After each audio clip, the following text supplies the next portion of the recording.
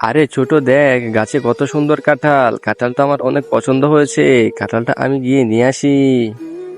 দাদিমা, তোমাদের গাছের কাঁঠালটা আমার অনেক পছন্দ হয়েছে, কাঁঠালটা কি আমাকে দেওয়া যাবে? না না, কাঁঠাল দেওয়া যাবে না, যাও তুমি এখান থেকে চলে যাও। আচ্ছা ঠিক আছে।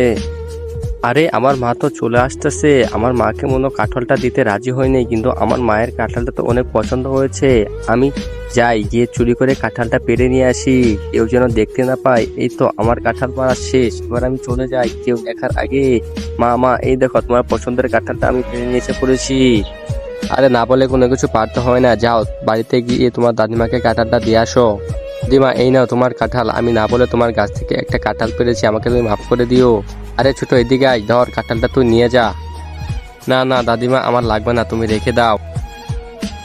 মা মা, আমি কাঁঠালটা দিয়ে এসেছি, আমাকে তুমি মাফ করে দাও, আমি আর না বলে কারো গাছ থেকে কোনো কাঁঠাল পারবো না।